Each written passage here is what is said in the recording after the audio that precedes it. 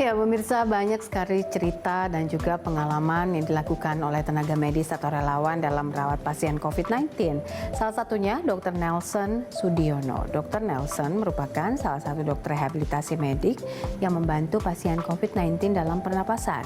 Nelson mengakui menjadi tenaga medis merawat para pasien COVID-19 ini merupakan panggilan hidupnya. Berikut curahan hati Dr. Nelson Sudiono dalam menangani pasien COVID-19.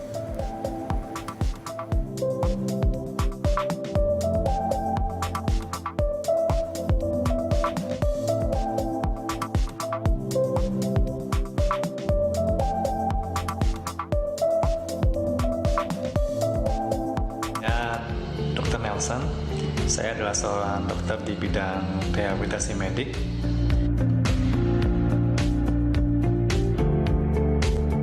Nah, saya bekerja dengan tim saya bersama dengan rekan-rekan fisioterapis, tapi bicara. Nah, kami sebenarnya membantu spesialis yang lainnya. Jadi seringkali pasien dengan COVID-19 ini mengalami gangguan di pernafasan gitu. Jadi pasien seringkali merasa sesak, kemudian batuk, banyak dahak yang sulit dikeluarkan. Nah, jadi saya dan tim akan membantu untuk menangani hal tersebut. Jadi seringkali pasien karena sesak sekali, nafasnya sangat cepat gitu ya. Nah, kita akan latih supaya pasien ini bisa mengatur nafasnya dari yang tadi yang nafasnya cepat dan dangkal seperti ini. Dan nanti kita akan latih supaya bisa atur nafasnya lebih dalam.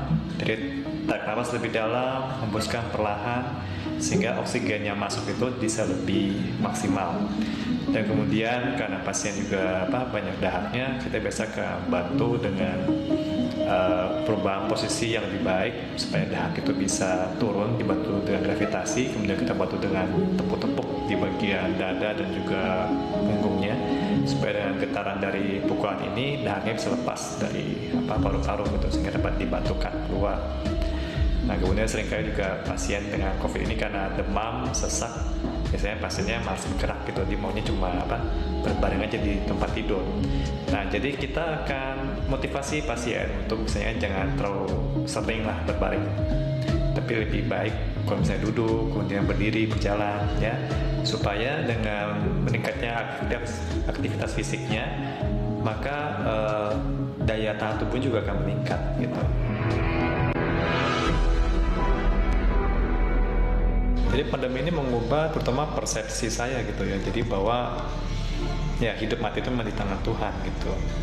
Jadi ada beberapa pasien tuh yang kesulitan untuk diterima di rumah sakit ketika itu karena tidak semua rumah sakit siap fasilitasnya untuk menerima pasien dengan COVID itu. Jadi akhirnya banyak yang ditolak. Pasien harus ke rumah sakit rujukan, tapi rumah sakit rujukannya penuh. Dan kadang mereka yang sudah berhasil diterima di rumah sakit rujukan pun menghadapi masalah juga. Kalau tiba-tiba datang membutuhkan ventilator, ternyata mesin ventilator itu nggak cukup. Sehingga mereka juga berusaha untuk mencari rumah sakit lain gitu yang ada ventilatornya. Dan beberapa akhirnya ada yang tidak tertolong juga gitu. Yang pertama karena memang ini panggilan hidup. Yang kedua, sumpah dokter yang sudah saya ikrarkan.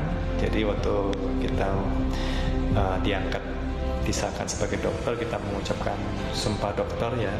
Kita mengabdikan hidup kita bagi kemanusiaan, sebuah janji yang harus dilunasi sampai akhir hayat. Yang ketiga adalah karena teladan yang diberikan oleh guru-guru kami, guru-guru saya. Ketika masa pendidikan, kami melihat bagaimana pengabdian mereka, bagaimana mereka sungguh-sungguh merawat pasien hingga sembuh ya. Nah, itu sangat membekas dalam hidup saya gitu, bagaimana kita melayani pasien dengan baik.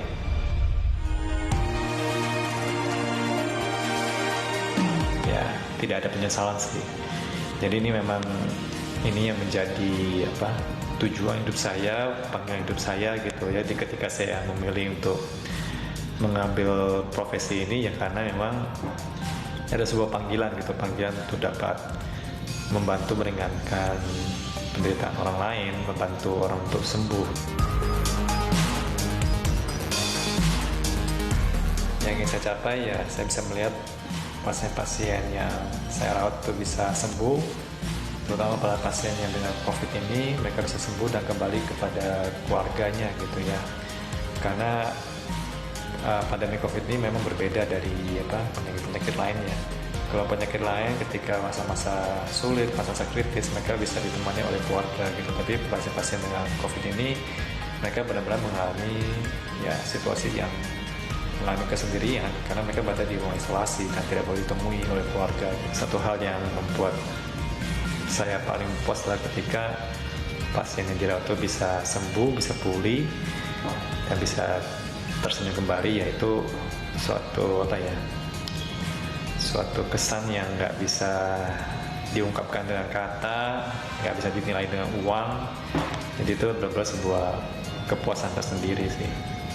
Jadi inilah panggilan hidup saya.